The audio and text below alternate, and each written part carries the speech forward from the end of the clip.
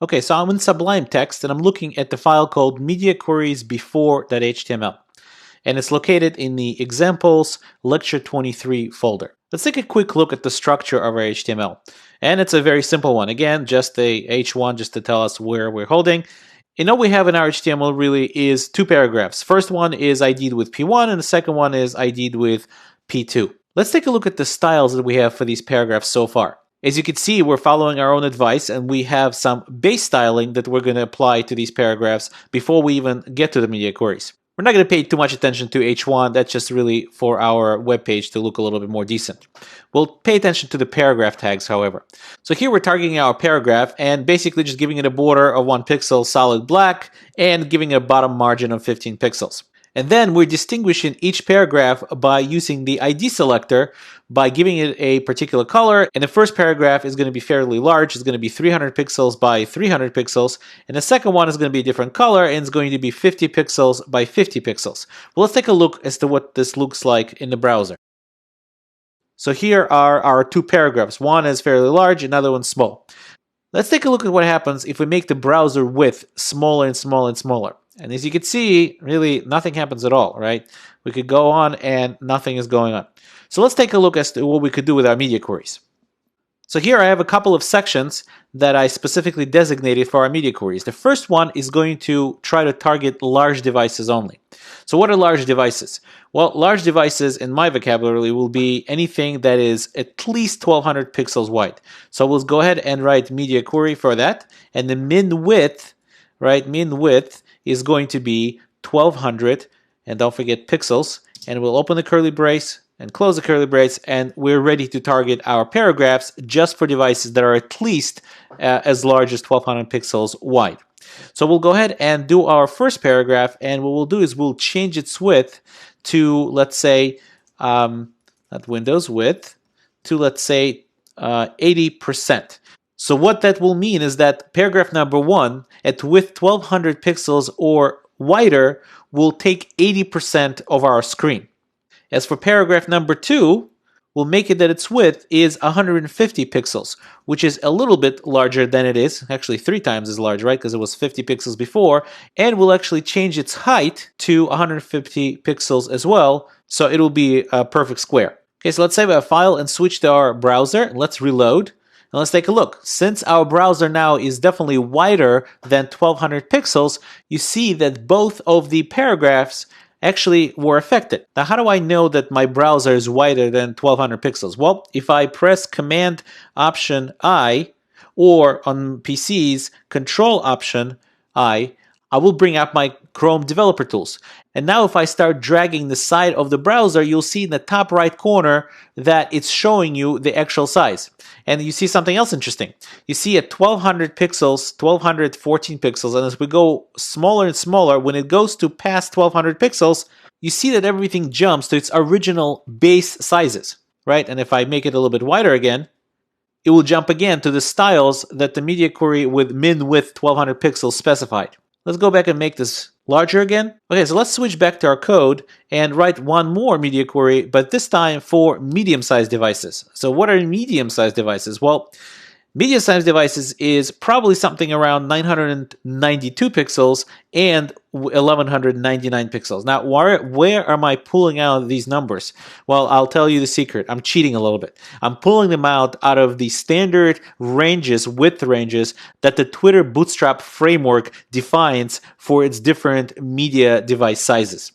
We'll speak about Twitter Bootstrap fairly soon, but for now, our media queries should be minimum width of 992 pixels, and remember that and max width of 1199 pixels. And remember, we're trying to make sure we don't overlap with the previous media query, otherwise we're basically going to end up applying both styles again. So we're going to open up the curly brace, and we'll target again paragraph 1, and we'll go ahead and make it smaller. We'll make its width still in percent, but at least we'll make it a little smaller. We'll make it 50%. And paragraph number 2 will make its width to 100 pixels. So again, a little bit smaller than for a larger screen size. And the height also will make it 100 pixels. So now you can see that our base size makes the first one 300 by 300, second 50 by 50. If the screen width falls into the range of 992 pixels and 1199 pixels, we're going to increase our size of the first one and we'll make it 50% of the screen. And paragraph number 2 will become 100 by 100 instead of 50 by 50. And if we stretch our browser all the way to 1200 pixels and above, the first paragraph will become 80% of the screen and the second paragraph will become 150 pixels large. And obviously, none of this makes any sense in terms of nice layout. This is really just as an example to try it out. So let's switch to the browser and see how that worked out. Let's make this a little bit smaller so we could see all of them, but still see the screen sizes. And go ahead and refresh it. So we're now at above 1200. As we go a little bit slower to 1200, when we get to a little bit less than 1200, we switch to our second media query, which makes this be 50% of the screen as opposed to 80. If we could go back, we could see the 80% of the screen. That's the 80% of the screen. And go a little bit down. And if we're below 1200, this is 80%, 50% of the screen, and this is 100 by 100 pixels. And if we go even below 992 pixels, as we get closer and we switch from 992 to 991, you could see that we're back to our base styling because we have no media query that is defined for that particular screen size. Now, I'd like to show you one more thing that the Chrome Developer Tools has here. You'll see this cell phone looking icon. If we click that, we'll see a whole different view of our page that we're able to play with. And it tells us here that we might need to reload it. So we'll go ahead and reload that right now to get rid of that warning. But you see here, I could select any device I want and even select between portrait and landscape mode and see what my website looks like in that on that particular device. And I could also go ahead and change the device size right here just by dragging the border of this thing.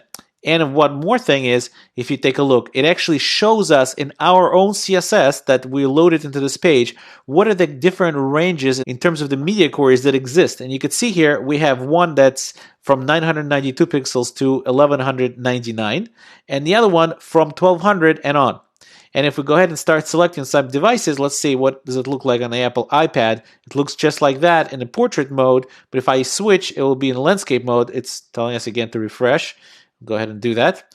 And you can see that we can actually go and see what happens at these breakpoints, and the points between one media query and another one, it's called breakpoints. So we're now going towards our second breakpoint, and when we get there, you see that our first box basically made itself 80%, and I can't remember what the size of that box anymore is, but you see the difference. And if we jump back, now this one is applying, and if we make it even smaller than that, that breakpoint, 992 pixels, and 991 pixels, the breakpoint will change, and now we are back to our base styling.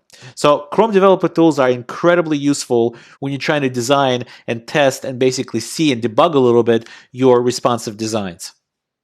So in summary, we looked at a basic syntax of a media query, and remember it's at media with some media feature in parentheses, or you could combine media features with some logical operator. So here we have media feature in parentheses followed by some logical operator, and in responsive layouts it's usually the AND operator, and then followed another media feature also again in parentheses. Remember not to overlap breakpoints. We talked about how if we structure our media queries with different widths of different devices, that the breakpoints of these widths should not overlap even by 1 pixel.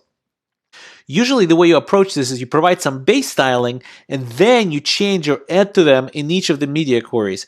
And usually structuring your CSS in this way makes it much cleaner and also much easier to maintain down the line. Next, we're going to speak about responsive layouts.